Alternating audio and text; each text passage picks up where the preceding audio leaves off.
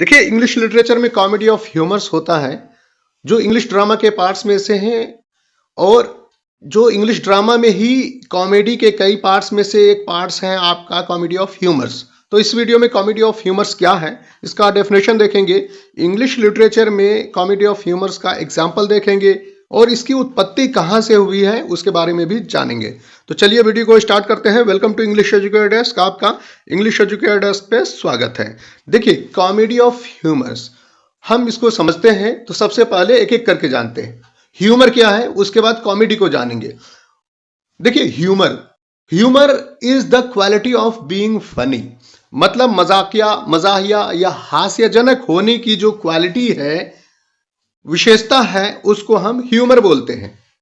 या फिर आप ये बोलिए कि it is the ability to find things funny. देखिए, अगर आपके अंदर में वो काबिलियत है, वो चीज है कि आप चीजों के अंदर में मस्खरापन या फनी चीजें, मजाहिया चीजें आप ढूंढ सकें, तो वो क्वालिटी जो है, वो एबिलिटी जो है, ह्यूमर कहलाता है।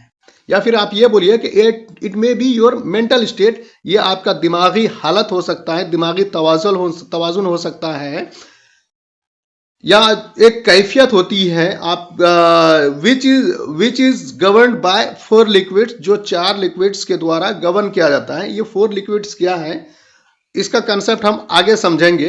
तो आगे बढ़ते हुए पहले ह्यूमर को हम अच्छी तरह से समझते हैं, इसको आम बोलचाल में। एग्जाम्पल से आप जान लेंगे। एक सेंटेंस है कि my friend has no sense of humour, मेरे दोस्त के अंदर में सेंस ऑफ ह्यूमर नहीं है। उन्होंने क्यों कहा कि सेंस ऑफ ह्यूमर नहीं है?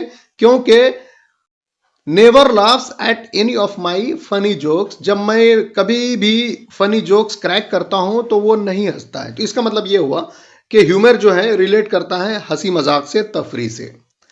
ठीक है, आगे बढ़ते हैं। फिर इसको कॉमेडी को हम जानते हैं। देखिए, कॉमेडी का मतलब होता है ड्रामेटिक वर्क, मतलब ड्रामा के रूप में, ड्रामा के फॉर्म में एक काम होता है, चाहे वो लिखित रूप से हो और perform to entertain the audience, या फिर परफॉर्म किया जाता हो ऑडियंस को इंटरटेन करने के लिए, उनको हंसाने के लिए। मकसद ये होता है कॉमेडी का, to bring laughter for them, मतलब ऑडियंस के लिए हंसी मुस्कुराहट लाना कॉमेडी का मतलब होता है। चाहे वो परफॉर्म किया जाता हो, चाहे वो लिखित रूप से हो, जोक्स के तौर पे हो, तो भी वो कॉमेडी ही कहलाएगी। ठीक है, देखिए ह्यूमर स्पेलिंग देख लीजिए, HUMOUR। Humour is the British spelling, ये ब्रिटिश स्पेलिंग है, जबकि ह्यूमर अमेरिकन स्टाइल में होता है।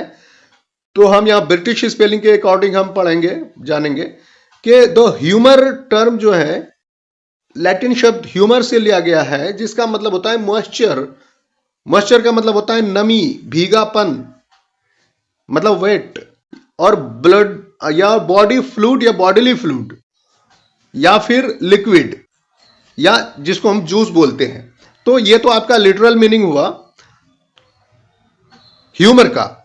तो आगे हम डिटेल से और भी अच्छी तरह से जानते हैं ह्यूमर के बारे में, और 4 लिक्विड्स जो बताया था उसके बारे में जानते हैं। देखिए, कॉमेडी ऑफ ह्यूमर्स जो है, ये बेन जॉनसन के द्वारा इंग्लिश ड्रामा में इंट्रोड्यूस किया गया था और उन्हीं के द्वारा प्रैक्टिस भी किया जाता गया था। ठीक है, every man out of his humour is a play in which Ben Jonson explain the system of humour that governs our body. तो every man out of his humour जो है, बेन जॉनसन के द्वारा एक प्ले लिखा गया है।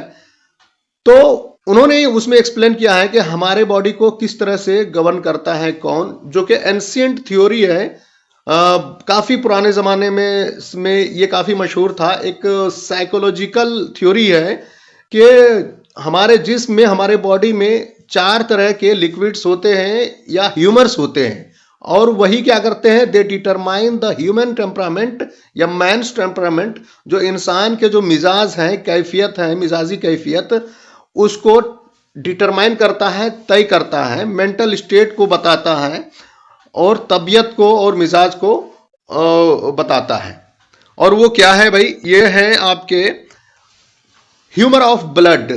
तो अगर ये किसी के अंदर में होता है एक्सेस मात्रा में, तो makes a man excessively optimistic, तो उनको जो है बहुत ज्यादा आशावादी बना देते हैं। ऑप्टिमिस्टिक मतलब कोई भी चीज को पॉजिटिव में लेते हैं, अगरचे उस किसी चीज में नेगेटिविटी भी होती है तभी उसको पॉजिटिव वे में ही लेते हैं, हमेशा वो आशावादी रहते हैं।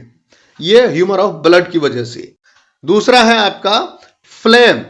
ये जो है आदमी को बहुत ही नर्म मुलायम, काम का मतलब होता है बिल्कुल सुस्त कहिए, बिल्कुल एकदम सुस्त बना देता है, बिल्कुल एकदम शांत बना देता है। बलगम, फ्लेम का मतलब होता है बलगम, PHLEGM, फ्लेम, इसका मतलब बलगम। तो जैसे बोलते हैं बलगमी मिजाज है, बलगमी मिजाज का मतलब है कि बहुत ज्यादा ना उछल कूद मचाना, बहुत शांत रहना, तो बलगमी मिजाज हो जाता है। इसी तरह से आपका थर्ड पे है कोलर या येलो बाइल। अगर बाइल का मतलब होता है पित्त, येलो का मतलब पीला, तो पीला जो पित्त है ये अगर किसी इंसान के अंदर में बढ़ जाता है तो हाईली इल टेम्पर्ड, मतलब बहुत गुस्से वाला हो जाता है, और बहुत ज्यादा मतलब चिड़चिड़ापन उनके अंदर में आ जाता है अगर ये पीला पित्त किसी इंसान के अंदर में होता है तो। मेडिकल साइंस के अकॉर्डिंग ये सारे आप इसको देख सकते हैं, ये मेडिकल साइंस से भी रिलेटेड है। इसी तरह से फोर्थ में है आपका ब्लैक बाइल। अगर ये किसी के अंदर में एक्सेस मात्रा में पाया जाए तो इंसान के अंदर में उदासी छा जाती है। मतलब मेलनकली का मतलब होता है उदासी, मायूसी, तो मायूसी और उदासी उसके अंदर में आ जाती है ब्लैक बाइल की वजह से।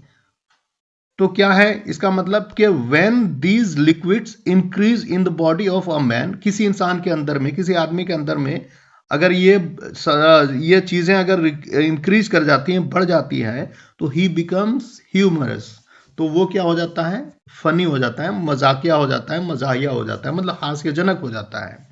ठीक है, यहां तक समझ में आ गया।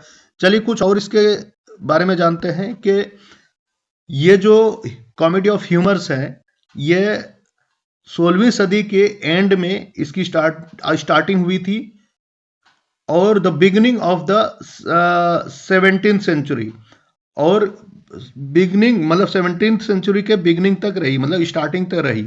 मतलब है ये है कि it was popular in Elizabethan age in England, मतलब इंग्लैंड में जो एलिजाबेथन एज था उसमें ये काफी पॉपुलर हुआ था, कॉमेडी ऑफ ह्यूमर्स।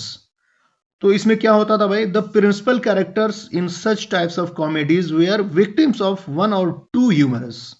मतलब जो प्रिंसिपल कैरेक्टर्स होते थे, एक या दो ह्यूमर्स के उसमें शिकार हो जाते थे, मतलब जो बताया, तो वो जो कैरेक्टरिस्टिक्स है, उदासी है, गुस्से में वो आ जाना या बिल्कुल सुस्त पड़ जाना, तो वो उसके शिकार होते थे, और जो दूसरे कैरेक्टर्स पर वो क्रिटिसाइज करते थे, क्रिटिसिज्म करते थे उस कैरेक्टरिस्टिक्स की वजह से जो ह्यूमन बॉडी को गवर्न करता है। ठीक है, और बेन जॉनसन का मकसद ही यही था कि जो लोगों पर और उनके मैनर्स, जो तौर तरीका है, चाल चलन है, चाल ढाल है, उसके ऊपर सटायर करना, कमेंट करना, क्रिटिसाइज करना, ये कॉमेडी ऑफ ह्यूमर्स की खासियत हुआ करती थी। ठीक है, कुछ एग्जांपल्स देख लेते हैं कॉमेडी ऑफ ह्यूमर्स का, फिर वीडियो को हम खत्म करेंगे। देखिए, every man in his humour, ये बेन जॉनसन के द्वारा लिखा गया था, 1598 में पब्लिश हुआ था ये। इसी तरह से दूसरा है आपका every man out of his humour, यह भी बेन जॉनसन के द्वारा लिखा गया था, एक्ट किया गया था, परफॉर्म किया गया था 1599 में। इसी तरह से वॉल पोने या फिर द फॉक्स, वॉल पोने का मतलब होता है लोमड़ी, और या फिर द फॉक्स, तो लोमड़ी के अंदर में चालाकी होती है और लालच होता है, तो उस लालच को दर्शाने के लिए वोल्पोने जो टाइटल है, इसके टाइटल पे कॉमेडी ऑफ ह्यूमर्स लिखा गया था, बेन जॉनसन के ही द्वारा, जो पब्लिश हुआ था 1606 में। इसी तरह से आपका फोर्थ में है द अल्केमिस्ट, यह भी बेन जॉनसन के द्वारा लिखा गया था और फर्स्ट परफॉर्म हुआ था 1610 में। तो ये सारे के सारे एग्जाम्पल हैं कॉमेडी ऑफ ह्यूमर्स के। ठीक है, तो उम्मीद है आपने कॉमेडी ऑफ ह्यूमर्स को एग्जाम्पल के साथ में लिटरेचर में हिंदी और इंग्लिश में अच्छी तरह से समझ लिया है। Thanks for watching English educator desk. Please like this video and subscribe my channel to get more videos like this. Thank you.